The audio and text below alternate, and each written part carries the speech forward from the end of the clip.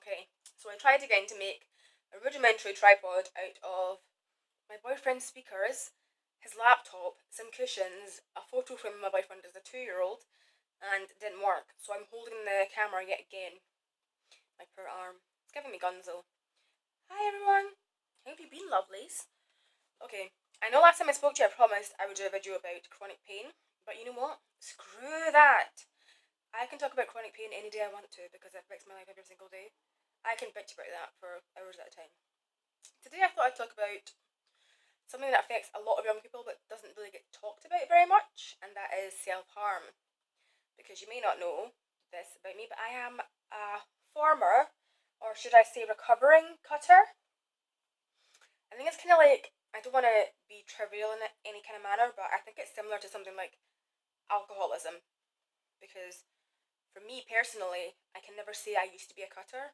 I always feel like I have to say I'm a recovering cutter, or yeah, because even though I don't do it anymore, and I can't remember the last time I did it, it's been a while, I always feel the urge sometimes creep back into me when I get depressed or something bad happens just to affect my mood. So I can never, I don't think, confidently say that I used to be a self-harmer. But yeah, let me get into, I guess, my story of how I started self-harming. So, the first time I ever self-harmed, I was 9 years old, which just sounds ridiculous. Saying that now, 9 is so young. You're so naive at 9. Like you're nowhere near adolescence. But there was a lot going on in my life when I was 9. I have sickle cell anemia, and that throughout my childhood would have ups and downs, and I was in and out of hospital. To the point where I always felt different at school because I couldn't do certain things. I couldn't hang out with my friends in recess and run about like they could. I was kind of, I guess, not mollycoddled, but everyone was always like hyper aware. You have to look after me because Black Heart's got sickle cell. Also, when I was 9 years old, I changed school. So I went from going to this really awesome, like just normal government-run school, which was mixed set, girls and boys, to this private all-girls school where I was the only black girl in my class, and I believe the first black girl to ever attend that school. And the change was intense. Like at my last school, people were so friendly. I had a lot of friends. I just felt like I kind of fit in, even though I was different. I was always missing stuff. I had appointments. I was happy there.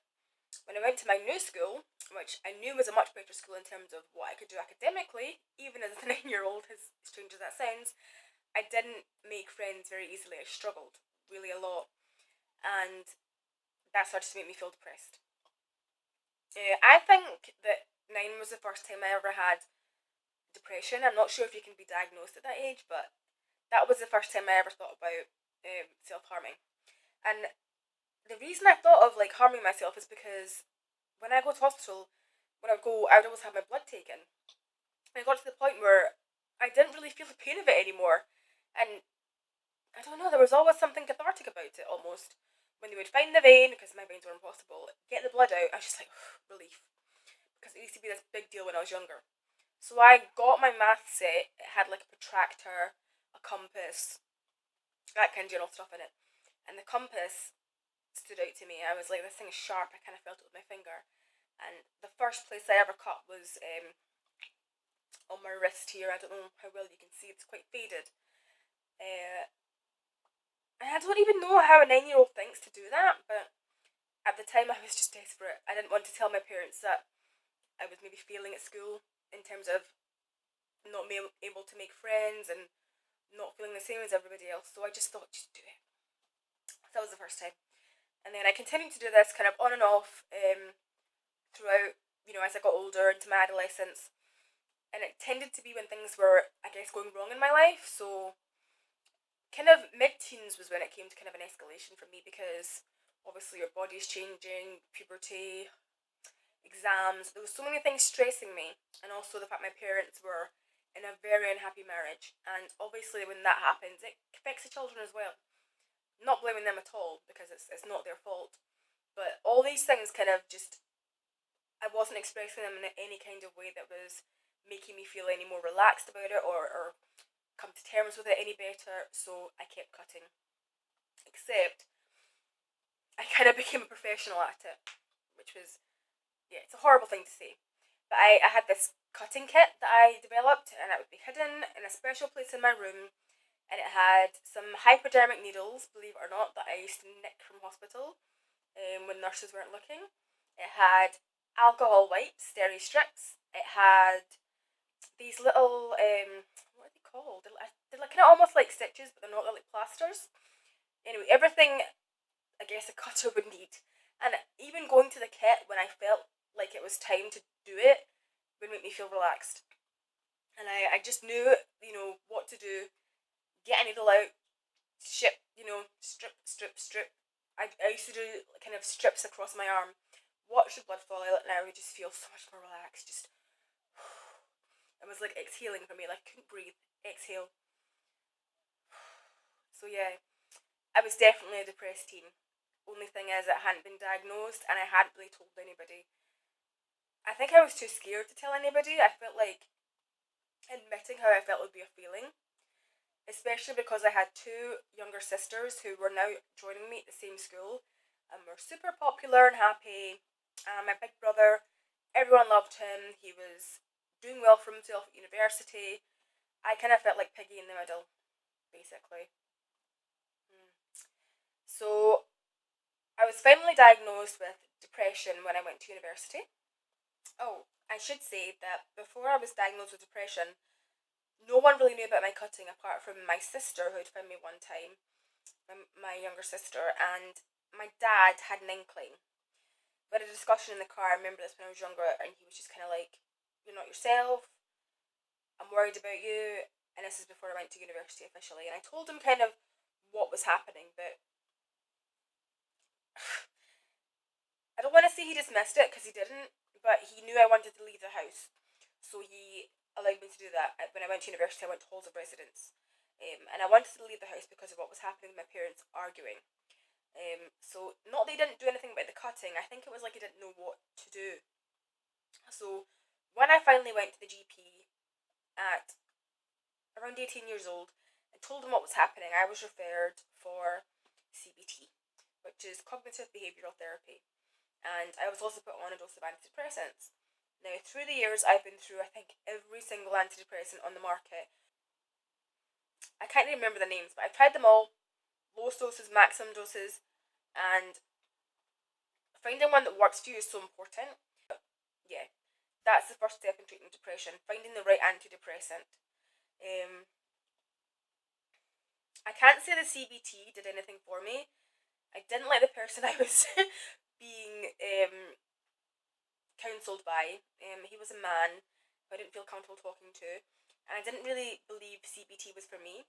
I am the kind of person that likes to just kind of talk things out, so I kind of figured more kind of talk therapy would be my thing, and that wasn't something they were willing to provide me with at the time. So I'm now at the point where I haven't cut for a while, which is fantastic. I have an amazing boyfriend by my side who he understands my moods. He knows how to pull me out of a depression if I feel like I'm slipping into one.